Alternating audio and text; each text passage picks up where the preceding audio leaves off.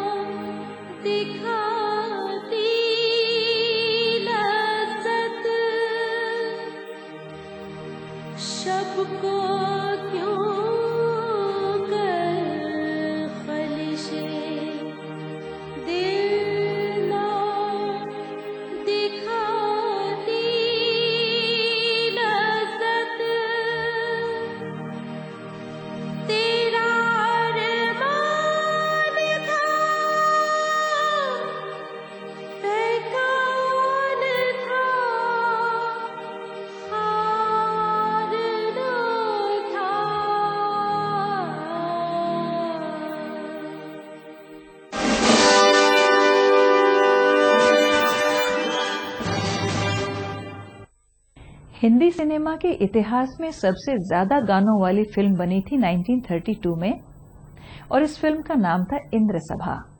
Film Indrasabha में 71 गाने थे जिन्हें गाया था मास्टर निसार और जहां आरा कर्जन ने। इस फिल्म को डायरेक्ट किया था जे मदान ने। इस फिल्म की कहानी में एक बहुत ही लोकप्रिय और न्यायप्रिय राजा होता है जिसके चरित्र को आजमाने के लिए जादुई ताकतें एक अप्सरा को भेष बदलकर भेजती हैं। मुझको तो होश नहीं, तुमको खबर हो शायद।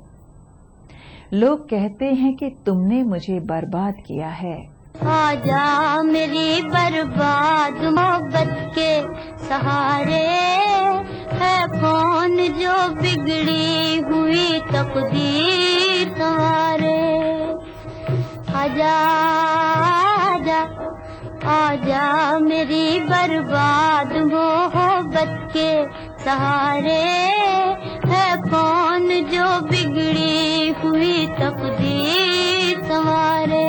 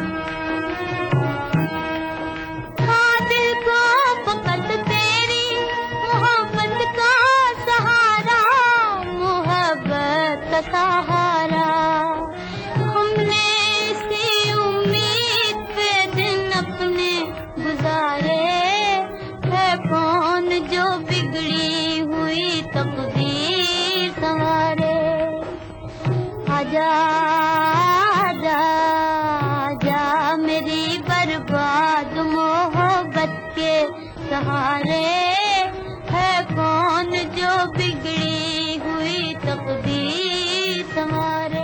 हिंदुस्तान की पहली सिनेमास्कोपिक फिल्म थी कागज के फूल, जिसे 1959 में डायरेक्ट और प्रोड्यूस किया था गुरुदत्त ने। ये फिल्म एक टेक्निकल मास्टरपीस थी और इसमें लाइट्स और साउंड्स पर कैमरे का इस्तेमाल मैजिकल था। इस फिल्म को इसके शानदार सॉन्ग पिक्चराइजेशन के लिए आज भी याद किया जाता है। उस समय बॉक्स ऑफिस पर यह फिल्म टोटल डिजास्टर थी। इसके बाद गुरुदत्त ने कभी कोई फिल्म प्रोड्यूस नहीं की।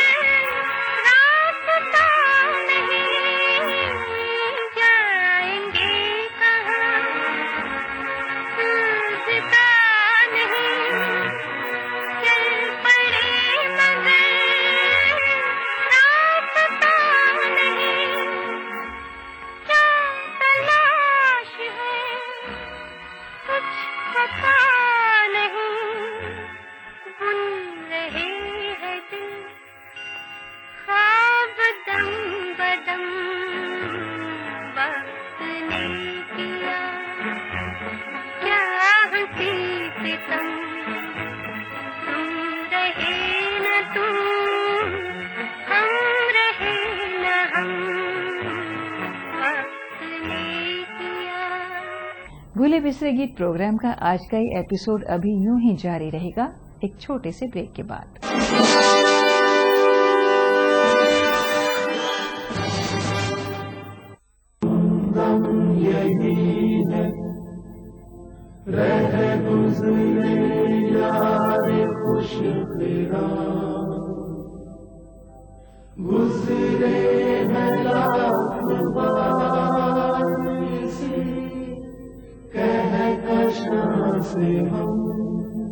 शायरे फितरत हूँ मैं, मदहोशी और मस्ती के आलम में आप महीनों घर से गायब रहते हैं।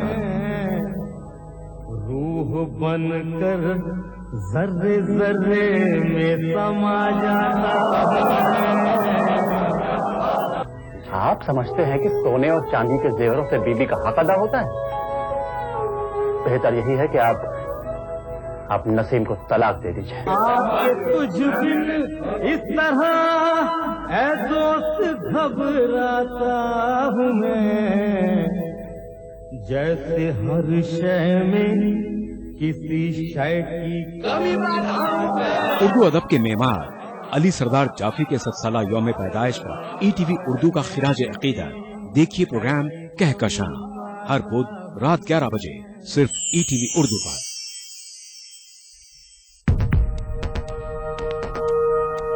एक मुट्ठी भर जीने की आरज़ू, तब्दीली की चुटकी भर जुस्तजू, रोजमर्रा के मसाइल की ढेर सारी बेकरारियां, खाली पतीले में पकती घर भर की भूख, तारीखियों से लड़ इकट्ठा की हुई चुटकी भर धूप।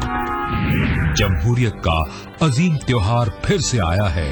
क्या हो आपका फैसला, बताएंगे मुल्क के भरोसेमंद सहाफी त्रिदीप रमन। वोट करेगा इंडिया। वहदत पे तेरी हर्फ दुई का ना सके, वहदत पे तेरी हर्फ दुई का ना सके। आईना क्या मजाल तुझे मुंह दिखा सके,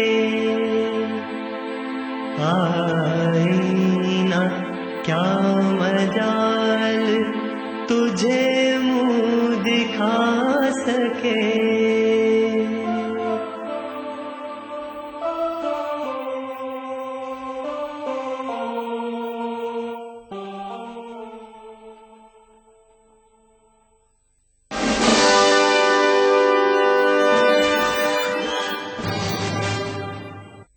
यूं तो ब्लैक एंड व्हाइट फिल्मों के जमाने से ही हिंदुस्तानी फिल्में इंटरनेशनल फिल्म फेस्टिवल्स में दिखाई जाती रहीं और अवार्ड्स के लिए नॉमिनेट भी हुईं।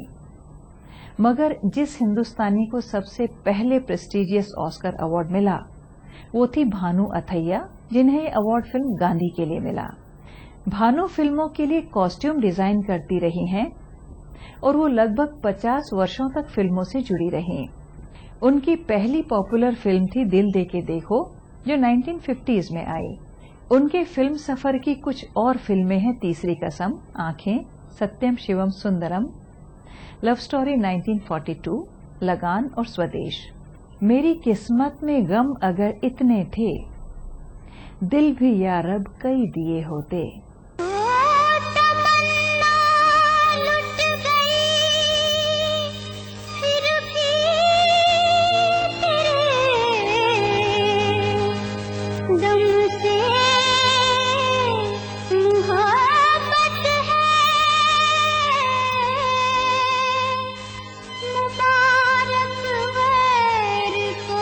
खुशियाँ मुझे गम से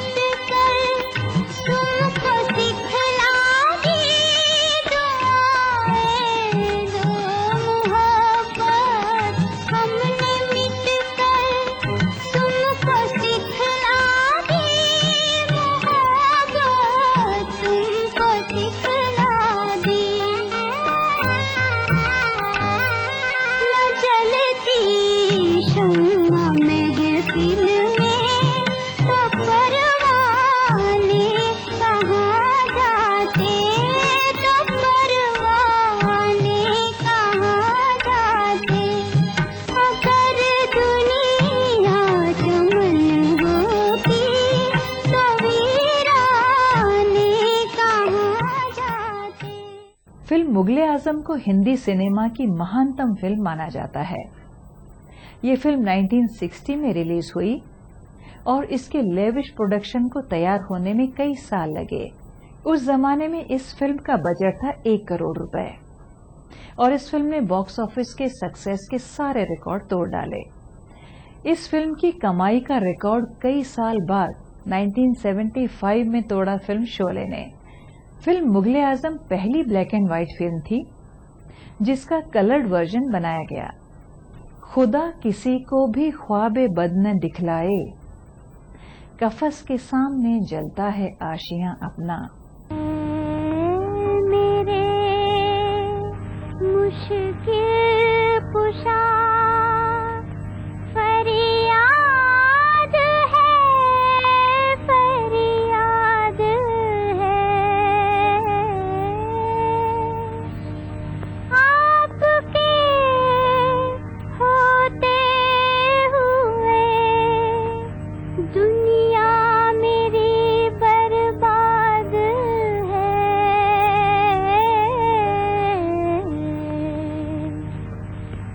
बेकस बेकरम कीजिए सरकार मदीना, बेकस बेकरम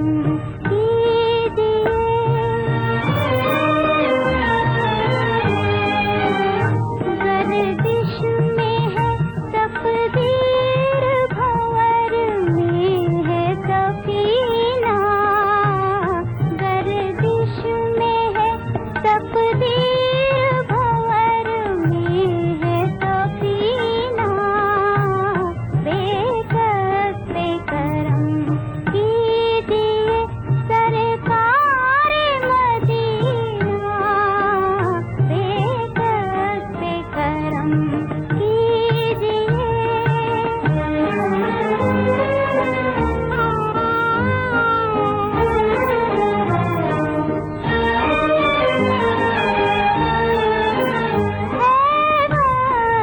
मदद आइए बिगड़ी को बनाने, बिगड़ी को बनाने, पोशीदा नहीं आपसे कुछ दिल के फसाने, जख्मों से भरा है किसी मजबूर का सीना, बेकस बेकरम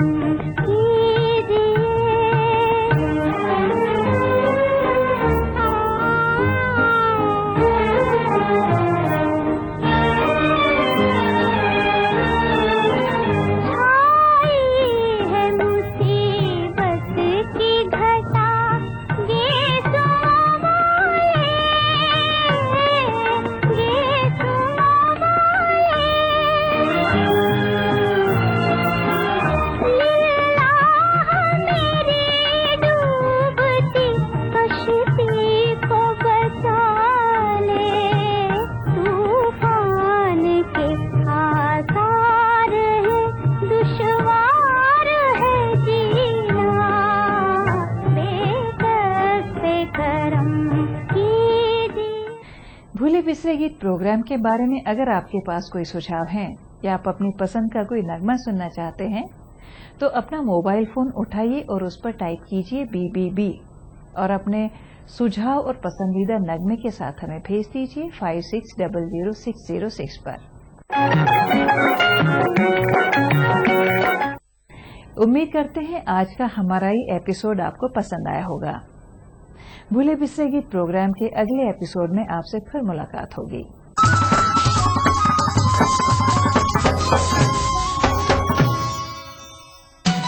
दक्कन की हर छोटी बड़ी सरगर्मी पर हमारी नजर, लेकिन आप तक पहुंचाते हैं सिर्फ वो खबर जो करे आपको बेदार।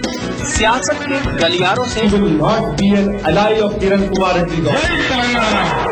रोजमर्रा की जिंदगी,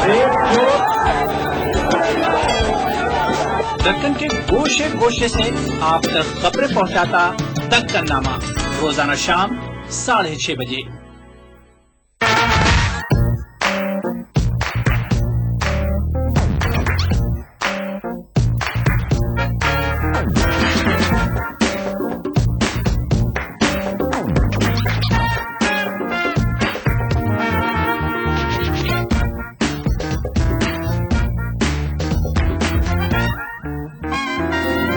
चटपटे और लजीज पकवानों का जायका, अक्सर रसोई, पीर का जुमा दोपहर 1:30 बजे सिर्फ ETV उर्दू पर।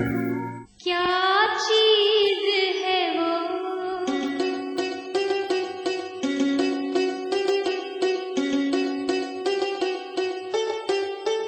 क्या चीज है वो, दिल जिसे कहते हैं इलाही, क्या चीज है वो, दिल जिसे कहते हैं इलाही, एक कतरे खून सीने में आफात तलब है, एक कतरे खून सीने में आफात तलब है।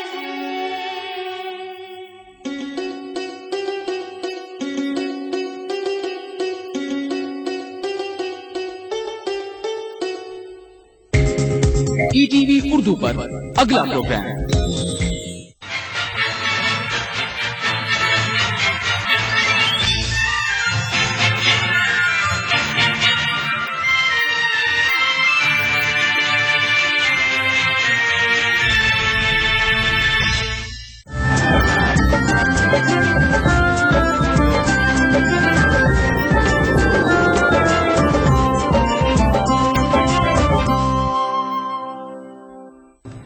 नाज़रीन आदाब, ETV खास बात में आपका खैर मकदम है। सबसे पहले सुर्खियों पर एक नजर।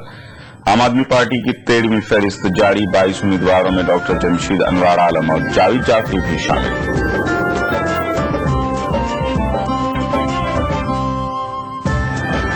राशिद अली बनारस से इंतखाब लड़ने के ख्वाहिशमंद, सोनिया गांधी को लिखा खत, कहा मोदी को दे सकते हैं शिकस्त। साबिर अली की अहलिया यास्मीन को पुलिस ने लिया हिरासत में, मुख्तार अब्बास नकवी की अहलिया के रूबरू दे रही थी धरना। कर्नाटक में मेडिकल इंजीनियरिंग और पेशेवराना कोर्सेज के तलबा को दाखिले के साथ ही मिलेगा तालीमी खर्च, अक़लियती बहबूद के वजीर का ऐलान। और बेंगलुरु के वक्फ सेमिनार में 13 तजावीज मंजूर, दूरगा सेमिनार में नए औकात के क़याम पर दिया गया जोर।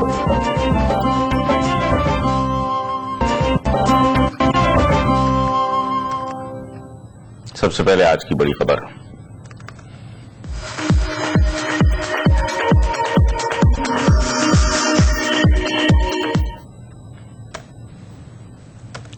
आम आदमी पार्टी ने लोकसभा इंतखाबात के लिए अपने उम्मीदवारों की 13वीं लिस्ट जारी की है। इस लिस्ट में 22 उम्मीदवारों के नामों का ऐलान किया गया है। इस फहरिस्त में बिहार, छत्तीसगढ़, गुजरात, झारखंड, तमिलनाडु और उत्तर प्रदेश के मुताबिक लोकसभा हलकों के लिए उम्मीदवारों के नाम का ऐलान किया गया है। आम आदमी पार्टी ने लखनऊ में बीजेपी सदर राजनाथ सिंह के खिलाफ बॉलीवुड अदाकार जावेद जाफरी को उम्मीदवार बनाया है, जबकि गांधीनगर गुजरात से एल अडवाणी के खिलाफ ऋतुराज भाई मेहता को मैदान में उतारा है। आम आदमी पार्टी की 22 उम्मीदवारों पर मुश्तमिल 13वीं फहरिस्त में 3 मुस्लिम उम्मीदवार शामिल हैं। 1 मुस्लिम उम्मीदवार यूपी से और 2 बिहार से मैदान में उतारे गए हैं।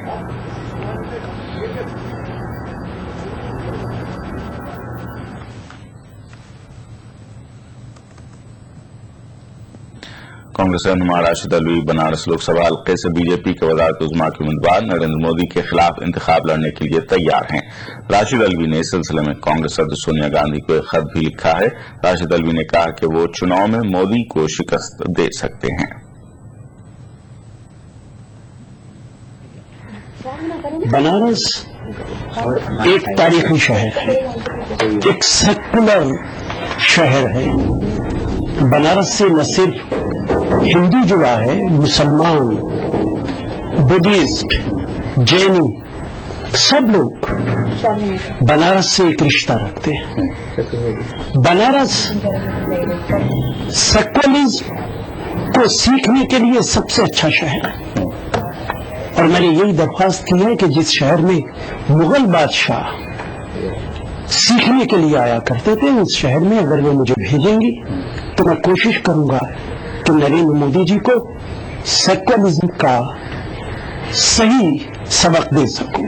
और मुझे पूरा यकीन है अगर मुझे मौका मिलेगा तो बनारस एक सेक्युलर शहर है, वहां सेक्युलर लोग रहते हैं, सेक्युलरिज्म की जीत होगी। जेडीयू के बरतरफ लीडर साबिर अली की अहलिया यास्मीन अली को पुलिस ने उस वक्त हिरासत में ले लिया जब वो बीजेपी के तर्जुमान मुख्तार अब्बास नकवी के घर पर एहतजाजी धरना दे रही थी। पुलिस की हिरासत में लिए जाने से कबल यास्मीन अली का कहना था कि जब तक मुख्तार अब्बास नकवी उनके शौहर से माफी नहीं मांगेंगे उस वक्त तक वो नकवी के घर के सामने धरना देंगे। वाज़ेह मुख्तार अब्बास नकवी ने इल्जाम लगाया था कि साबिर अली की यासीन भटकल के साथ ताल्लुकात हैं। बेहतर होगा कि आप नकवी साहब से अभी बाकी की बातें कर लें प्लीज। मैंने कल जितना कहना था मैंने कह दी, है ना। मैंने ये भी इंसान को दिया कि मैं आके बैठूंगी, मैं आके बैठ गई हूँ। आप उनसे बाकी की बातें कुछ उनसे भी तो कर लीजिए प्लीज। आईडी निकल रही है।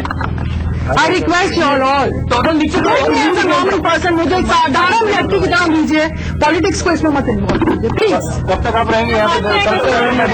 जब तक मुझे नहीं मिल जाता इंसान, या तो वो अपॉलिजी कर दे कि मैंने जो कहा, चाहे इशारतन चाहे तिशारतन, या तो अपॉलिजी लिख दे, और या तो अगर हम गुनहगार हैं तो हमको सजा दे।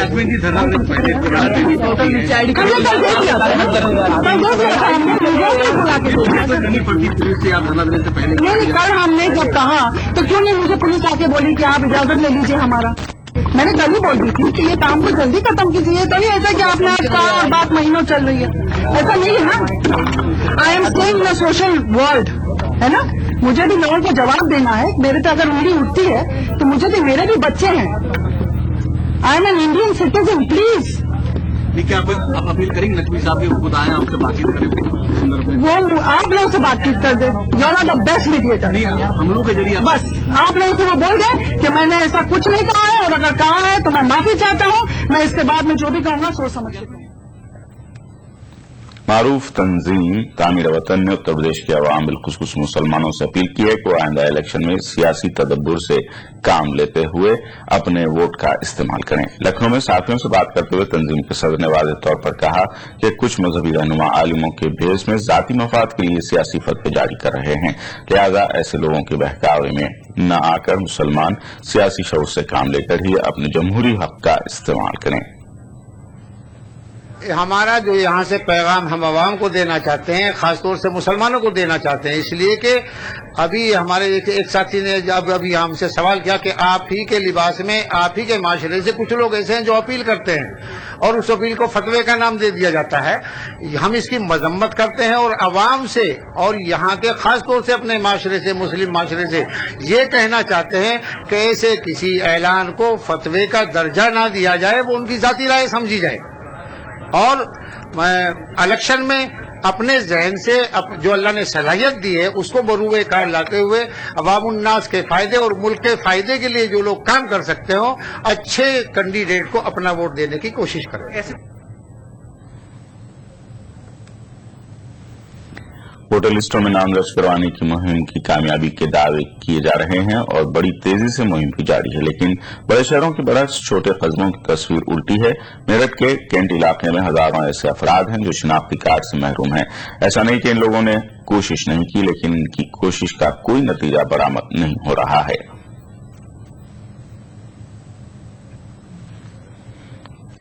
ये मेरठ के कैंट में वाक़ माछेरान इलाका है।